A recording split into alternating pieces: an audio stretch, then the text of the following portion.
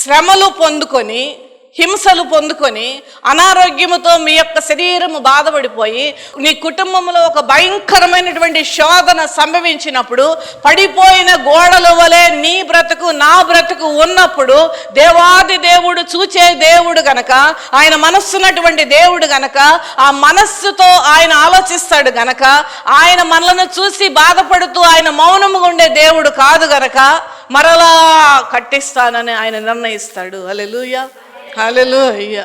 నిర్ణయిస్తాడు. మరలా కట్టించు దినములు చెప్పండి, వచ్చుచున్నవి అనండి అందరూ. వచ్చుచున్నవి మనకేంటంటే వచ్చేయాలి వెంటనే.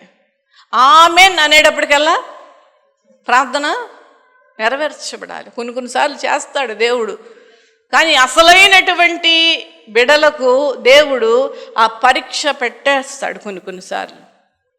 నీ యొక్క నిరీక్షణ ఎంత బలముగా ఉన్నది, నీ యొక్క విశ్వాసము దేవుని ఎడల ఎంత ఉన్నది అనేటువంటి విషయంలో కొంత గ్యాప్ ఇచ్చేటువంటి అవకాశం కూడా ఉన్నది. హల్లెలూయా. మనం మనుషులైనటువంటి మనమందరం కూడా దేవుని సేవిస్తున్నటువంటి వారు చేసే తప్పేంటో తెలుసా? అన్ని విషయాలలో ఓపిక ఉంటుంది, కానీ దేవుని విషయములలో మనకు ఓపిక ఉండదు. హైదరాబాద్ ట్రైన్ ఎక్కి ఎప్పుడైనా వరంగల్లో ఎవరో దిగేశారండి? Anybody get down? తొందరగా వెళ్ళిపోవాలి. నేనేంటి ట్రైన్ ఎంత స్లోగా వెళ్తుంది? దిగారా ఎప్పుడైనా వరంగల్? ఒకవేళ ఎక్కడో అవుట్స్కట్స్లో ఆ ట్రైన్ ఆగేసి అది తీసుకుని వెళ్ళకపోయినా సరే మహా అయితే విసుక్కుంటాం, కానీ 2 టీలు తాగుతాం, కానీ కూర్చునే ఉంటాం సూట్ కేసులు పట్టుకొని కదా. కారులో ప్రయాణం చేస్తున్నప్పుడు టైర్ పంచర్ అయితే అదే పంచర్ అయిన టైర్ వెళ్ళిపోతున్నామండి, వెయిట్ చేస్తాం. పంచర్ వేసేవాడి గురించి వెయిట్ చేస్తాం. కావాలంటే ఊరెళ్ళి ఎక్కడో కొన్నిసార్లు మనిషి దొరకని చోట అవుతామంటే పంచర్, అక్కడికి వెళ్ళి మనిషిని పిలుచుకుని వస్తాం, పంచర్ వేయిస్తాం, గాలి కొట్టిస్తాం, ఆ తర్వాత మళ్ళా ప్రయాణము సాగిస్తాం. అలాంటి విషయాలలో ఉన్నటువంటి ఓపిక దేవుడు మన ప్రార్థనలు ఆలకిస్తాడు అనేటువంటి విషయములలో ఎందుకు ఉండటం లేదు? ఉండాలి, ఉండాలి. మరలా కట్టించెదను, మరలా కట్టించదు. నీ పడిపోయినటువంటి గోడలు, నీ పడిపోయినటువంటి ఆరోగ్యము, నువ్వు పడిపోయినటువంటి నీ యొక్క లోటు, నువ్వు కోల్పోయినటువంటి నీ కుటుంబంలో కోల్పోయినటువంటి ప్రతిదీ కూడా మరలా నేను రెస్టోర్ చేస్తాను. హల్లెలూయా, హల్లెలూయా. రెస్టోర్ అంటే అర్థం ఏంటంటే మరలా తిరిగి నేను కట్టిస్తాను అనే వాగ్దానాలు చేస్తున్నాడు దేవుడు. ఆయన వాగ్దానాల మీద మనం బ్రతకటమే దేవుని బిడ్డలారా. మన వాగ్దానాల మీద బ్రతికితే మనకెంతో ధైర్యం వస్తుంది. హల్లెలూయా. అందుకనే అద్భుతమైనటువంటి మాటను యెషయా భక్తుడు తెలియజేస్తూ ఉన్నాడు. యెషయా 26వ అధ్యాయం 3వ వచనం అండి. ఎవని మనస్సు నీ మీద ఎవని మనస్సు నీ మీద ఆనుకుని, అక్కడ ఆగండి ఒకసారి. ఎవని మనస్సు నీ మీద ఆనుకుంటుందో అంటే ప్రభు ఒక ఛాలెంజ్ చేస్తున్నాడు సమాజానికి. ఆయన బిడ్డలైనటువంటి వారికి ఒక ఛాలెంజ్ చేస్తున్నాడు, లేదంటే ఒక వార్నింగ్ ఇస్తూ ఉన్నాడు. ఎవని మనస్సు నీ మీద ఆనుకొనునో వానిని నీవు, వానిని నేను పూర్ణ శాంతి గలవానిగా కాపాడుదువు. హల్లెలూయా, హల్లెలూయా. ఎవని మనస్సు అంటే ఎవరైతే దేవుని మీద ఆధారపడతారో, ఎవరైతే వారి కష్టములలో దేవునికి అప్పగిస్తారో, ఎవరైతే వాళ్ళ కష్టములో దేవునిని ఆశ్రయిస్తారో, అయ్యా నాయన ఈ లోకములో నేను బ్రతుకుతున్నప్పుడు ఈ సమస్యలు, ఈ ఇబ్బందులు, ఈ ఆర్థికమైన పరిస్థితులు నేను తట్టుకోలేకపోతున్నా ప్రభా, నీకు సమర్పిస్తున్నాను నాయన, నువ్వే చూడు నాయన, నేను బ్రతకలేను, నేను సాల్వ్ చేసుకోలేను నాయన అని పూర్ణ మనస్సుతో ఎవరైతే ఆయన మీద ఆధారపడతారో వారిని ఏం చేస్తారంటే దేవుడు దీర్ఘశాంతి గలదానిగా. హల్లెలూయా, హల్లెలూయా. ఈ శాంతి లేకుండా చాలా మంది బ్రతికేటువంటి వాళ్ళు ఉన్నారు. వాగ్దానం ఇది, దేవుడిస్తున్నటువంటి వాగ్దానం ఇది. పూర్ణ శాంతి గలవానిగా నేను చేస్తానంటున్నాడు దేవుడు. హల్లెలూయా, హల్లెలూయా. ఏలయనగా అతడు నీ యందు విశ్వాసం ఉంచి ఉన్నాడు. ఆనుకోవడం ఒకటి, విశ్వాసం ఉంచడం ఇంకొకటి. దేవుడు అదే అంటున్నాడు, నిన్నేమి చేయొద్దు అంటున్నాడు. ఇంకేమి చేయక్కర్లే, నువ్వు ఆయన మీద ఆధారపడు అంతే, నువ్వు ఆయనను ఆశ్రయించి అంతే, నీ యొక్క సమస్తమైన సమస్య ఆయనకు అప్పగించి అంతే. అదే కోరుకుంటున్నాడు దేవుడు. అప్పుడు నేను ఏం చేస్తానంటున్నాడు, కాపాడుతాను. రెండవది పూర్ణ శాంతి గలవానిగా చేస్తాను. అశాంతితో ఉన్నటువంటి నీ హృదయము, అశాంతితో ఉన్నటువంటి నీ కుటుంబము, తట్టుకోలేనటువంటి నీ గుండె మోయలేనటువంటి బరువులు నువ్వు మోస్తూ ఉన్నప్పుడు ఆ బరువునంతా నీ హృదయంలోంచి తీసేసి ఆయన నామములో ఉన్న శాంతిని ఆ హృదయంలోకి ఇస్తాడు. హల్లెలూయా. చప్పట్లు కొట్టి దేవుని నామాన్ని మహిమపరచండి. హల్లెలూయా, హల్లెలూయా. ఎందుకనగా అంటే కారు కొనుక్కున్నాం, మనం కారు ఎక్కేసి ఆన్ చేస్తాం, చూస్తే ఏముంటుంది, కదలట్లేదు కారు. ఏంటంటే పెట్రోలు లేదు దానికి. ఇప్పుడు కదులుతుందండి, కదలదు. అదే విధముగా నీ జీవితంలో దేవునిని ఆశ్రయిస్తూ ఉన్నప్పుడు విశ్వాసాన్ని కలిగి ఉండాలి. హల్లెలూయా. విశ్వాసమును కలిగి ఉండాలి. ఎందుకనగా ఇలాంటి మాటలు చాలా ఇంపార్టెంట్ అండి. ఏలయనగా ఆయన నీ యందు విశ్వాసం ఉంచి ఉన్నాడు. దేవుడు అదే కోరుకుంటున్నాడండి. నువ్వేమి మార్పులు ఏమొచ్చేయాలి, అదైపోవాలి ఇదైపోవాలి ఏం ఆలోచన, ఆయన యందు విశ్వాసం ఉంచటమే చాలు. యెహోవాయే నిత్య ఆశ్రయదుర్గము. నీవు, నీ కుటుంబం, నీ పిల్లలకు కూడా ఎప్పటికీ ఎన్నటెన్నటికీ ఈ భూమి నిలిచినంత కాలము ఆయనే మనకు ఆశ్రయం. ఎందుకనగా ఆయన యుగ యుగములకు యెహోవాను నమ్ముకొనుడి. యుగ యుగముల వరకు యెహోవాను నమ్ముకొనుడి అనే దేవుడు ఎందుకు చెప్తున్నాడంటే, ఆయన నమ్ముకోకపోతే ఈ లోకములో నువ్వు బ్రతకలేవు. దాని గ్యారంటీ అది. ఆయన నమ్ముకోకపోతే నీకు ఏదో ఒక రోజున ఏదో ఒకటి ముప్పు నీ కుటుంబం మీద సంభవించే అవకాశం ఉన్నది. ఏదో ఒక రీతిగా అది నువ్వు తట్టుకోలేనటువంటి పరిస్థితులు రావచ్చు. ఎందుకనగా ఎన్నో మార్లు సేవకులు చెప్పినప్పటికీ కూడా, దేవుని సేవకుల ద్వారా దేవుడు మాట్లాడినప్పటికీ కూడా, వాక్యాల ద్వారా మాట్లాడినప్పటికీ కూడా నువ్వు దాన్ని పెడచెవిని పెడుతున్నావంటే ఏదో ఒక ముప్పు సంభవిస్తుంది. అది తట్టుకోలేనటువంటి శ్రమ నీకు వస్తుంది. అందుకనే అంటున్నాడు దేవుడు, యుగ యుగములు నువ్వు యెహోవాను నమ్ముకొనుడి. ఇది ఒక ఆజ్ఞ, దేవుడు ఇస్తున్నటువంటి ఆజ్ఞ. అయితే ఈ యొక్క ప్రయాణములో ఏమవుతుందనంటే కష్టాలు ఖచ్చితంగా వస్తాయండి. మన విశ్వాసము సడిలేటువంటి పరిస్థితులు వస్తాయి. మన యొక్క నిరీక్షణ కదిలించబడేటువంటి పరిస్థితులు వస్తాయి. మన నమ్మకము అపనమ్మకం అయ్యేటువంటి పరిస్థితులు వస్తాయి కొన్నిసార్లు. కానీ దానిలో కూడా మనము తట్టుకునేటువంటి వారముగా మనం ఉండాలి. అది నిజమైనటువంటి క్రైస్తవ బిడ్డల యొక్క లక్షణం. ఇది మీకు బాగా అర్థం అవ్వాలంటే నేను ఒక స్టోరీ చెప్తాను. అదేంటంటే, ఒక పక్షి చాలా భక్తిగల పక్షి అట. భక్తిగల పక్షి అంటున్నారేంటి, అమ్మగారు అనుకుంటున్నారేమో. భక్తి లేని పక్షులు కూడా ఉంటాయి. జంతువుల్లో కూడా భక్తి కలిగినవి ఉంటాయి, భక్తి లేనివి ఉంటాయి. ఆయన మాట వినేటువంటివి ఉన్నాయి, మాట విననటువంటి మనలాగానే సేమ్ ఉంటాయి. పురుగులు కూడా ఆ సర్వ సృష్టికర్త అయిన దేవుని మాటను నమ్ముతాయి, వింటాయి. యోనా గ్రంథములు చదవలేదా మనం? పురుగుకు ఆజ్ఞాపిస్తాడు దేవుడు, పురుగుతో మాట్లాడుతున్నాడండి. ఎంత అద్భుతం కదండి. అయితే ఈ భక్తి కలిగినటువంటి పక్షి దేవునికి ప్రార్థన చేసిందట, నాకు ఒక మంచి చెట్టుని అయ్యా, చాలా గుబురుగా ఉన్నటువంటి చెట్టు. గుబురు ఎందుకు కోరుకుంటుందంటే, కూల్గా ఉండడానికి. పక్షులు పాపం అవి ఎండకు తట్టుకోలేవు. అందుకని గుబురుగా ఉంటే ఆ ఎండ కొంచెం తక్కువ, డిగ్రీస్ తక్కువ ఉంటుంది కనుక మంచి గుబురు ఇది బలమైనటువంటి కొమ్మలు. వీలుంటే అక్కడే నేను చక్కగా ఒక గృహాన్ని కూడా ఏర్పాటు చేసుకుని నా కుటుంబాన్ని నేను పోషించుకుంటాను, నాకు మంచి చెట్టుని ప్రభువా అని చెప్పేసి ప్రార్థన చేసిందంట. ప్రార్థన చేసిన తర్వాత ఆ పక్షి ఒక చోటకి వెళితే ఒక నది పక్కన చెట్లు చాలా హెల్దీగా ఉంటాయండి.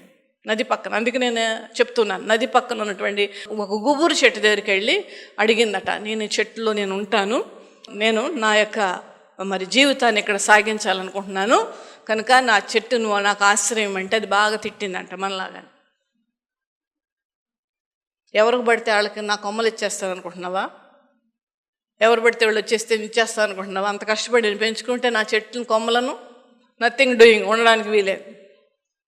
అది కాదండి, నేను ప్రార్థన చేస్తే చేసుకున్నావేమో, అవసరం లేదు, నా దగ్గర రావడానికి వీల్లేదు అని చాలా రఫ్గా చెట్టు మాట్లాడిందండి. చెట్టు మాట్లాడద్దండి, మరి న్యాయాధిపతుల గ్రంథంలో ఏముంది? ఒక చెట్టు కాదు, బోల్డ్ చెట్లు మాట్లాడి అద్భుతమైనటువంటిగా దేవుడు మాట్లాడు. చెట్లు మాట్లాడతాయి, చెట్లకు చెవులు కూడా ఉన్నాయి. ఎందుకంటే శపించబడినటువంటి అంజూరపు చెట్టు దేవుని స్వరం విని నువ్వు శపించబడును గాక అంటే అది శపించబడింది, ఎండిపోయింది. ఇంకంతకంటే ఇంకేం నిదర్శనం కావాలి? అందుకనే ఈ చెట్టు కూడా చాలా రఫ్గా మాట్లాడి ఆ పక్షిని తిట్టి పంపించేసింది. అప్పుడు పక్కనే ఉన్నటువంటి ఒక చిన్న సరిగ్గా ఆకులు సరిగ్గా లేనటువంటివి, కొమ్మలు సరిగ్గా లేనటువంటి ఇంకొక చెట్టు ఆశ్రయం ఇచ్చింది. అయితే ఆశ్రయం ఇచ్చి అక్కడ ఉంటుంది కానీ మనలాగానే సాటిస్ఫాక్షన్ లేదు. మనకు కూడా అంతే కదండి. దేవుడు ఏమిచ్చాడో అది అక్కర్లో మనకి. దేవుడు ఏమి ఇవ్వలేదో కొంచెం ఆలస్యం చేస్తున్నాడు, దాని మీదే పీకేస్తూ ఉంటాం. మనసంతా అక్కడే లాగేస్తూ ఉంటుంది. ఇది ఆ యొక్క చెట్టును చూడడం ఒక సంతోషముగా లేకుండా ఈ యొక్క సన్న చెట్టు మీద బ్రతకడం చూస్తూ ఉంది. చూసావా ఎంత బాగుంది. నేను ప్రార్థన చేశాను, దేవుడు ఏంటి ఇలా చేశాడు. మొన్న ఒక ఆవిడ నాకు ఫోన్ చేసి ఇదంతటికి దేవుడే కారణం అండి అని చెప్తుంది. ఆవిడ క్రైస్తవురాలు. ఎంత బుద్ధిహీనత అండి. కంచర గాడిదల కంటే ఈ మాట నేను అంటాం కాదు, దేవుడే తిట్టాడు. అందుకే నేను ఆ మాటను దేవుని సేవకురాలకు ఉపయోగిస్తూ ఉన్నాను. కంచర గాడిదల కంటే అన్యాయంగా ఉంటున్నారు క్రైస్తవులు. దేవుడు కారణమా? నువ్వు ఇష్టానుసారంగా బ్రతికేసి నీ ఇష్టానుసారంగా జీవించేసి దేవుని భయం లేకుండా నేను చేస్తున్నటువంటి పాపమును దేవుడు చూస్తున్నాడు అనేటువంటి ఒక జ్ఞానము లేకుండా ప్రవర్తించి శోధన వచ్చినప్పుడు దాని పర్యవస్థానం అనుభవిస్తూ దేవుడు లేడు అన్నాం, దేవుడు చేశాడు ఇది అంటాం, దేవుడి మీద నెట్టడం ఏదైనా బాగుంటుందండి? పద్ధతి కాదు అది.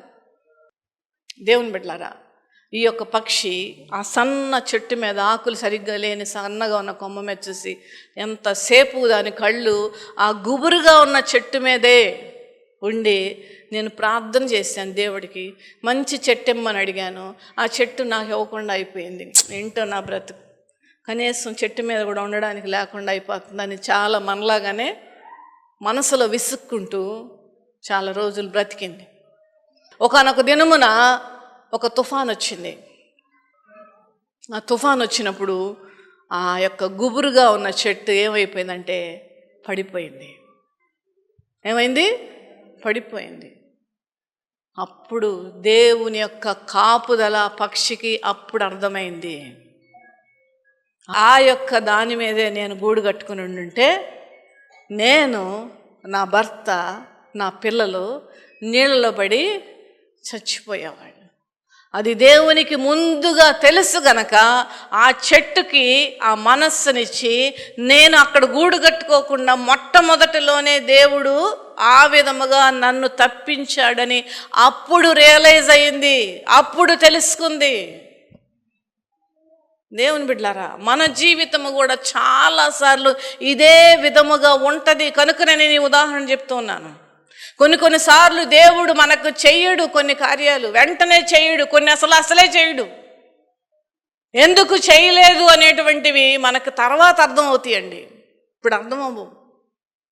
నా జీవితంలో ఎన్నో ఉదాహరణలు ఉన్నాయి. మనం కూడా చాలాసార్లు దేవుడు ఎందుకు చేయటం లేదు, దేవుడు ఎందుకు నా మొర ఆలకించట్లేదు, నేను అనుకున్నది ఎందుకు జరగట్లేదు అనేటువంటి ఒక నిస్పృహలో మనం బ్రతుకుతూ ఉంటాం. ఈ పక్షిని చూసి మనము అదే నేర్చుకోవాలి. దేవుని బిడ్డలారా, అదే మనం నేర్చుకోవాలి.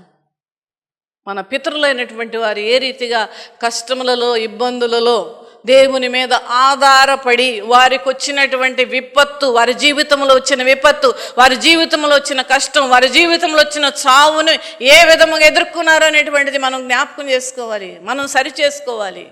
ఎందుకు బైబిల్ గ్రంథం మనకి ఇవ్వబడినది అంటే దానిలో ఉన్నటువంటి విషయాలు మన పితరులైనటువంటి వారు ఏ రీతిగా మరి దేవుని మీద ఆశ్రయించి ఆయనను కొరకు నిరీక్షించి ఏ విధముగా వారు కావలసింది పొందుకున్నారు అనేటువంటిది మనం నేర్చుకోవాలి. దేవుని బిడ్డలారా, పక్షులను చూసి మనం నేర్చుకోవాలి.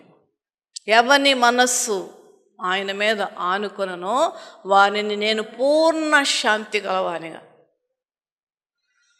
మనస్సు ఆయన మీద ఆధారపడేటువంటి విధముగా. మనం ఏంటంటే కొంత ఆధారపడతాం, కొంత వెనక్కి వెళ్తుంటాం, కొంత ఆధారపడతాం, కొంత వెళ్తుంటాం.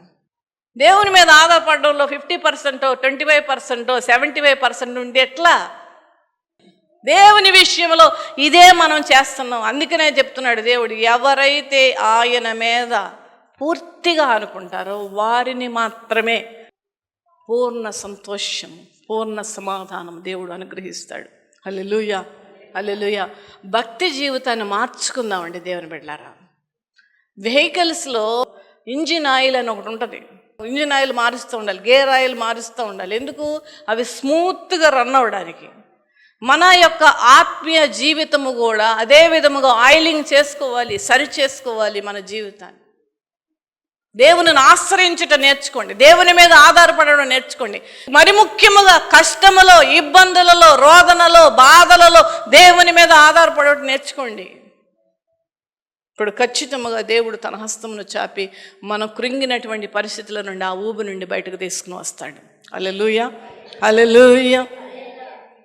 ఆఖరిగా జకర్యా గ్రంథము 9వ అధ్యాయము 12వ వచనం చదువుకుందాం.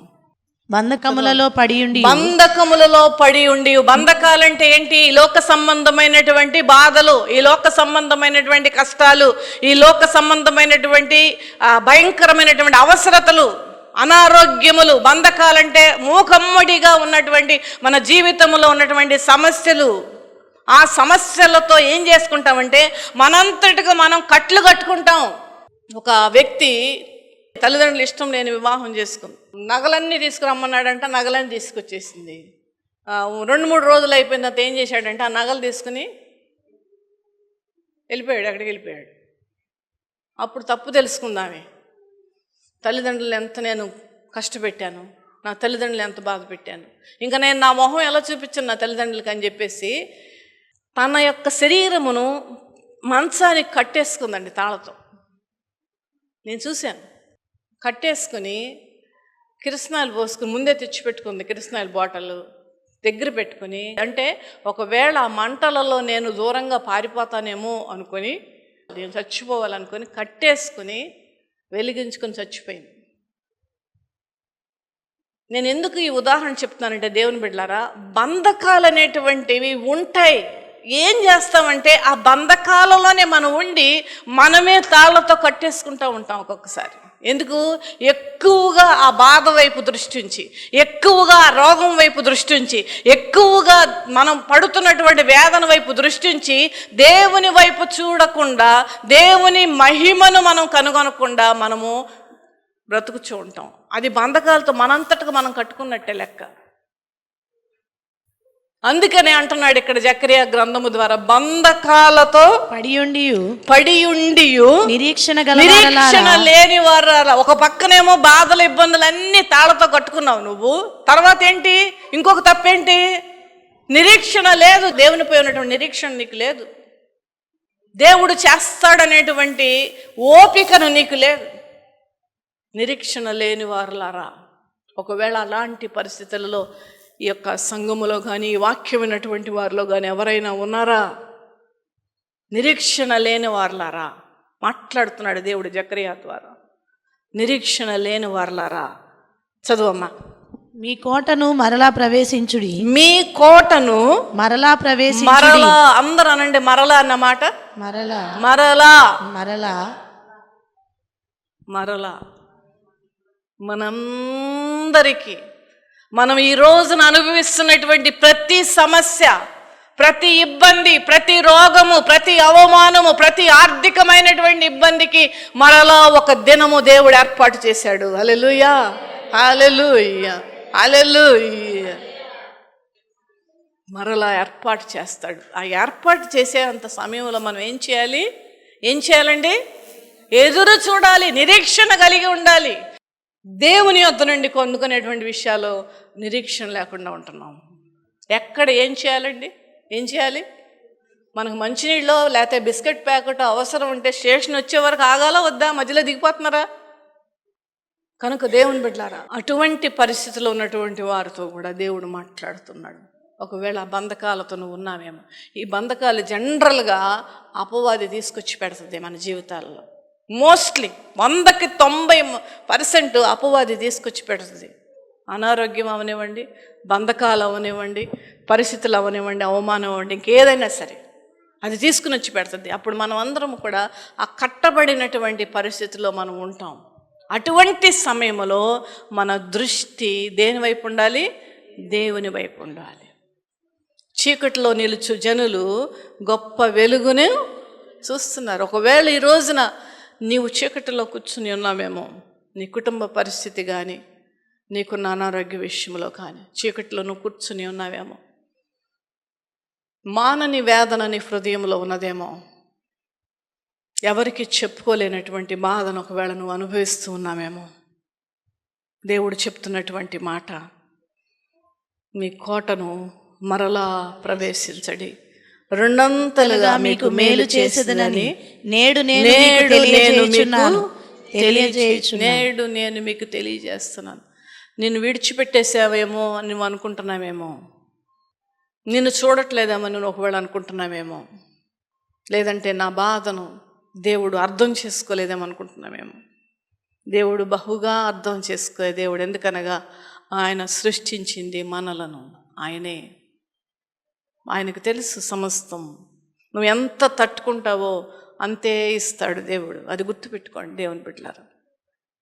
మరలా ప్రవేశిస్తారు, మరలా ఆశీర్వాదం అనేటువంటి దినాల్లో మీరు ప్రవేశిస్తారు.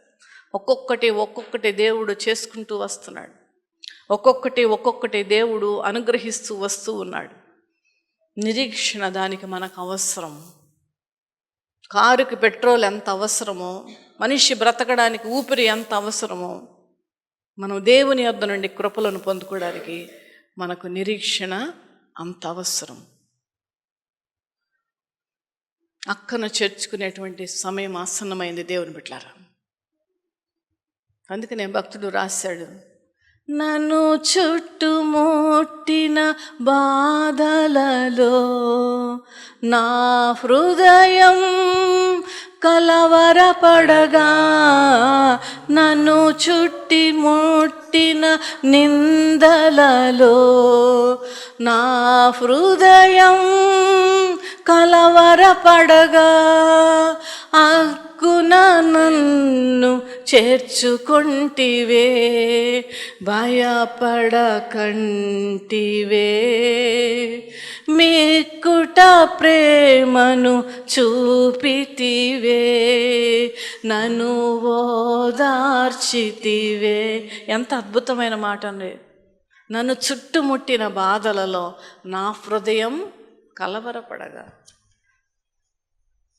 నిందలలో నేను కృంగిని ఉండగా అక్కన నన్ను చేర్చుకుని.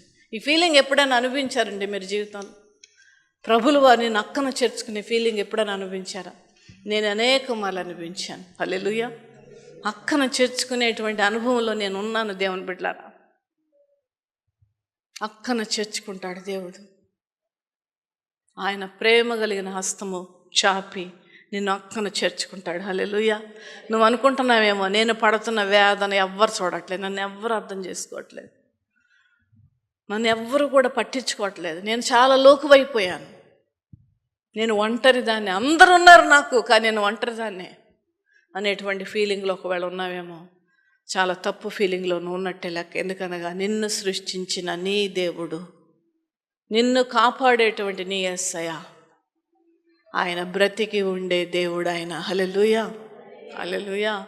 ఏ దేవుడు కూడా మనుష్యులందరి ప్రాణము నిమిత్తము ప్రాణం అర్పించలా.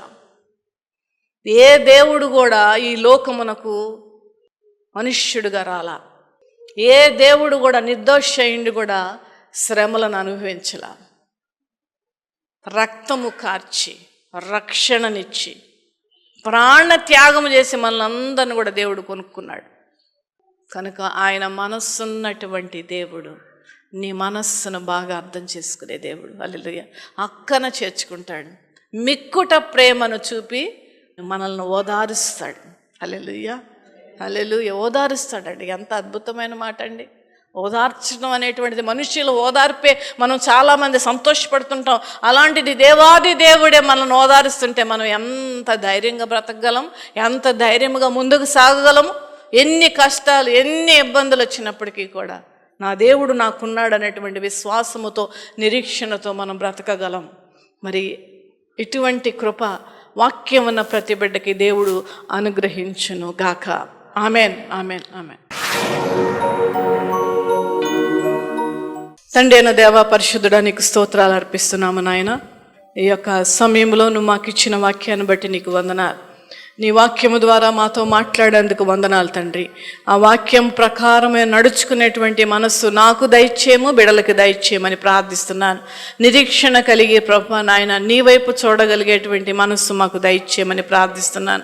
మా జీవితాన్ని మీకు సమర్పించుకుని బ్రతుకుచుండగా దేవా నాయన, మమ్మల్ని ఆదరించి నీ యొక్క బలమైన హస్తముతో నా తండ్రి నాయన మేము ముందుకు సాగుటకు నీ కృప మాకు దయచేయము. మా జీవిత ఒడిదుడుకులలో కూడా నా ప్రభు మేము పడిపోయినప్పుడు నా తండ్రి, మేము కృంగినప్పుడు నా తండ్రి మమ్మలను లేవనెత్తి నాయన అక్కన చేర్చుకొని మీరు ఆదరించమని ప్రార్థిస్తున్నాను.